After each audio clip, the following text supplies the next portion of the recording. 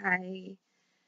Okay, so following on from my um, short video that I did yesterday, I talked about how confusing things are at the moment and how it's difficult to know who to believe, and so much disinformation out there to throw us off our path and to distract us from the real truth, um, and that I tend to always come back to love and to the heart and to go within. So I just wanted to been contemplating a little bit today on um, more of those sort of things, and I just wanted to expand upon what I feel love is. Um, why I said that yesterday, and also I want to discuss something I've been contemplating on and off for a little while, um, about our thoughts, what thoughts are, how they connect to our emotions, and how we create our reality, co-create our reality, and the manipulations that are going on, and how we can um, take control of ourselves so that we can help to dissolve the matrix. So, so yesterday when I was talking about love, what I meant was, I didn't mean love as in the romantic, emotional type of love. I meant love as in soul love, so as in who we are, because we're all, our souls are aspects of the divine, and divine source energy, and source energy in this universe is unconditional love. So anything that is purely source energy and hasn't been tampered with, and is organic source energy, is unconditional love. So hold that in your mind for a moment. So so that can present in many ways. So it can be painful sometimes if there's something that we need to experience or we need to look at that we maybe don't want to look at. It can be humble, it can be generous, it can be thoughtful, it can be compassionate, it can be tough, it can be roaring, it can be lots of many different facets, but it's always authentic. It's always got the highest good at its core, always transparent, and it's always true. So, and the most important aspect of love is self-love. It's from self-love that all other love grows and flourishes. You can't really truly love someone else unless you love yourself, because there's always going to be some sort of need within you for that other person, or at some level. So you may genuinely love that person on lots of different levels, but there might be just one little aspect of you that needs that person in your life for there's the need in you. You need them to fulfill a need in you. So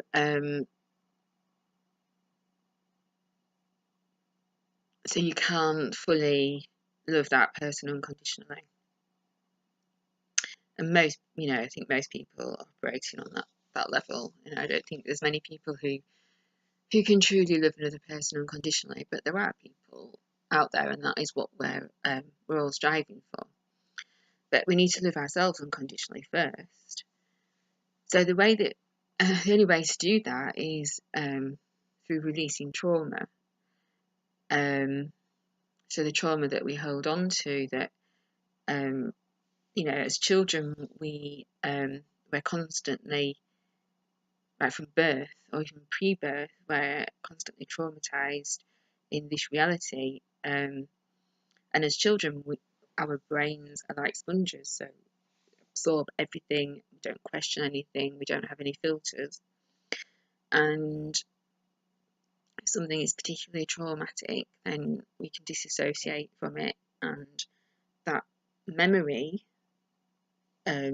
lies dormant unconsciously. And then whenever we experience something that reminds us of that trauma, subconsciously we are triggered by it, and it triggers some emotions that may appear quite exaggerated compared to what the actual incident was.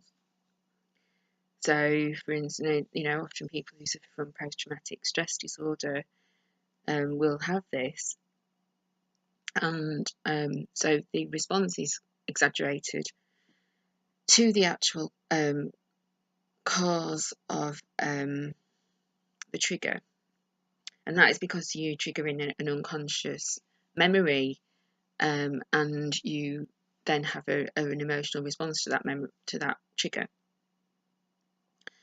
So whenever we are triggered by something, we need to ask ourselves what it is that that trigger is connecting to from the past, what memory. And if we sit with that for long enough and just allow the emotions to come through, then you will get an answer, and you usually do remember in some way, maybe not straight away, but the thing is, you keep getting triggered. Our bodies are really good at telling us when something is wrong, so we will keep getting triggered and triggered and triggered by that memory to release that emotion over and over again until we actually heal. So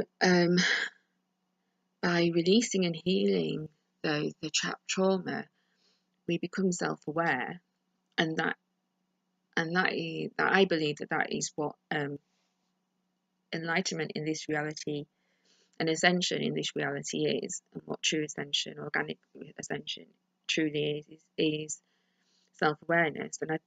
And I used to think that you'd have to be, you'd have to have mastered all aspects of yourself to be able to truly be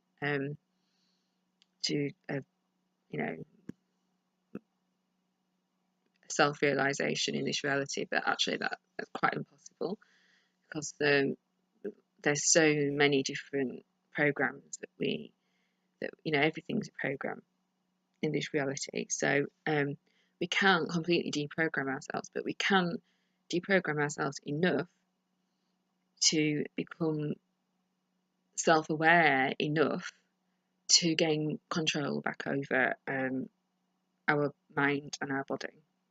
So our thoughts are not our own. So our thoughts are triggered, so that we attract thoughts to us. So thoughts are like we have this thought forms everywhere, and lots of different people are connected into those thought forms that have had similar experiences. So whenever we trigger an emotion connected to a past memory, we attract those thoughts to us, which then reinforces that experience, and it's like a perpetual cycle, and we need to break that cycle. So whenever we heal that trauma, we're actually helping to heal the other people that are connected to that trauma as well. So other people that have had a similar experience, they will also be healed at some level, depending on how willing they are or how aware they are to be healed. So often we think that we need a lot of people to have become sufficiently self-aware to have control over our thoughts. Because what happens then is that once we've healed that trauma, then we don't attract those thoughts anymore, or we're not connected to that thought form. So we will have negative thoughts and negative feelings because we're only having a human experience and negative things happen to us. So we will react to those negative experiences, but they won't stay in our physical body. So unlike a traumatic memory that is locked in our cells, just an experience will just come and go. So therefore it can't affect us and can't control us, because whenever we've got a memory or a trauma locked in our cells, then we will attract the thought forms associated with that memory whenever we are triggered. And then we can actually be controlled, because we're not in control of our mind, and we're not in control of our emotions. So by healing the trauma and the triggers and the emotions, we gain sovereignty and we gain control over our thoughts. And once we have that, then we experience what is called 0 point. So it's where our mind and our heart are in coherence, and that brings our whole body into balance. And then we sort of live in a state of this coherence or 0 point where we don't really have any thoughts, and we just have experiences. And so then because our thoughts create our reality, so whenever we're attracting negative thoughts to us, we're creating or co-creating, along with everybody else in this reality, a negative experience. We're continuing to create those negative experiences that we've already experienced. So it's like a vicious circle. Whereas if we can heal those traumas and rid ourselves of those negative thoughts organically, and not pretending that, not intentionally replacing and suppressing the negative with the positive, we can then create from a place of 0 point, which is, and we can create whatever we want. So if enough people have healed their trauma and are in a place of 0 point most of the time, then we can shift our reality, we can shift our external reality as well. But we can only do that if there's enough people, because like I say, we co-create with each other. But I don't think it takes everybody, because like I say, we're all interconnected into these thought forms, so we all help to heal each other. But again, it all depends on how willing people are to heal. So, but some people have more powerful energy than other people, so they can be more influential. And it depends on the intention behind it as well. Depends on the attachment. So it's about letting go of attachment and letting go of the need for something to be a certain way, and just going back to being a child almost, like so it's like, when you're a child and you go into make believe and you make up scenarios and you try out different experiences. It's like that. You can create the reality that you want, and we all do it to a certain degree, but we can do it on a bigger scale if enough of us have cleared our crap. Basically, that's how I see it anyway. Maybe I've just been a bit simplistic, I don't know, but I don't think I am. I think that, we do create our reality, so, or co-create it. We can only truly co-create it from a place of pure intent and pure heart if we clear our crap, because otherwise there's always going to be interference. And there are technologies out there that are being used to manipulate our feelings and our thoughts. So wherever that's in place, we're always going to experience that interference, and we're always going to be controlled to a greater or lesser degree. Some people are controlled more than others, but we're all controlled to a degree. But then again, if you're aware that this is happening, then you're less likely to allow it to happen as well. So this is why I created a meditation that I sort of half took from the Heart Math Institute. And it's about bringing your mind and your heart into coherence using positive emotion of gratitude. And then I've taken it one step further by then visualizing the reality that you want in that space of coherence, in that 0 point energy.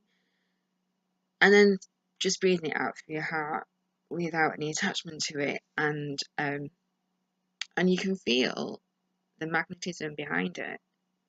And the whole point is that it's a neutral space, so you're not creating any polarity.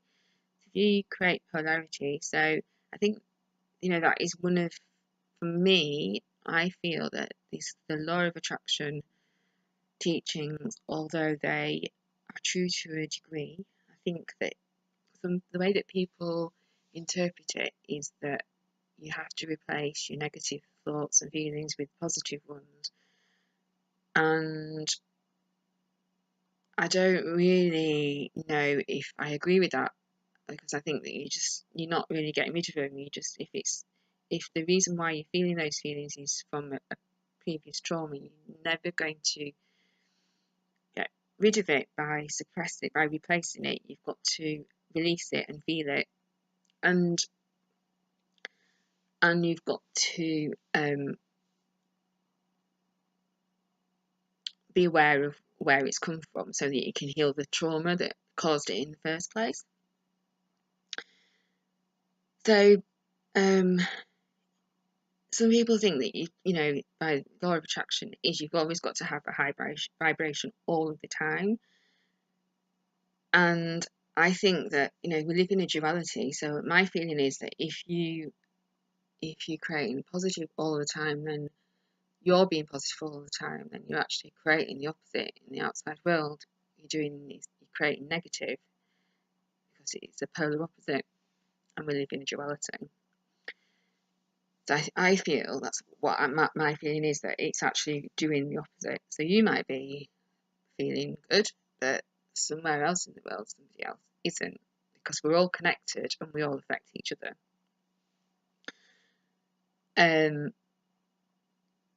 So actually, it could be doing more damage than it's doing good, and it's just my feeling. I think we have to heal our trauma, know what's causing it, to release it and heal it, and then we come to a place of 0 point, which is and I relate it to Mat, the Egyptian goddess of divine balance, the one that wears a feather in her headdress.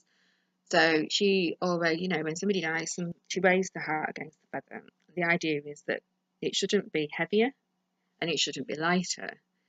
It should be weighed the same. And if it's heavier or lighter, then you go back to the underworld. So to me, that is like 0 point, which is what the idea is that Mat was saying, that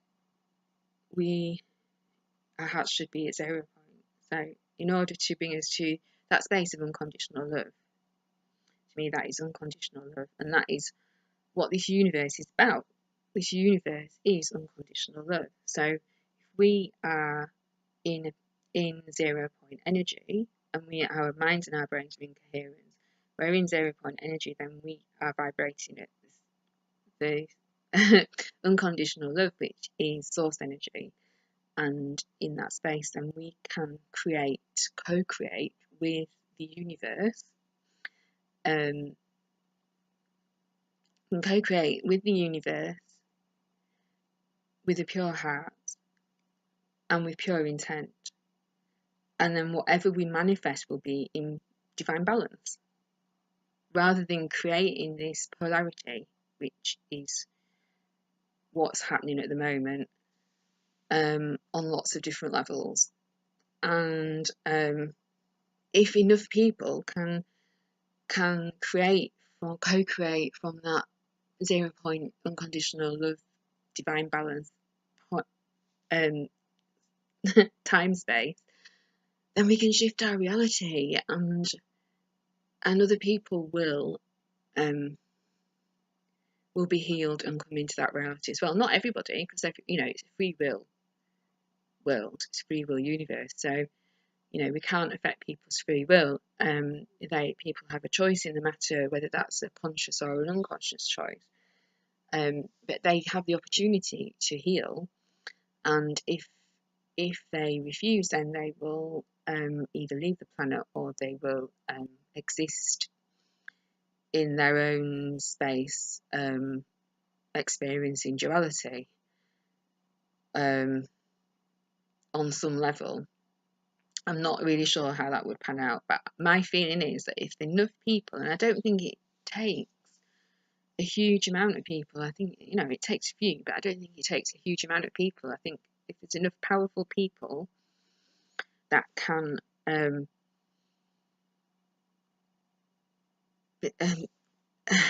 emit or bring their body into 0 point unconditional love, divine balance energy, and we can create whatever reality we want, basically, because that's a pure heart, pure intent, pure divine balance. So anyway, that's why I created my meditation group, and it's called Co-Creating Your Now Reality, and I'll put the link underneath this video when I post it on Facebook. But don't ever think that we can't change our reality, because we can. We are that powerful. We just have to believe it, and we just have to know how to get there, and how to access our power.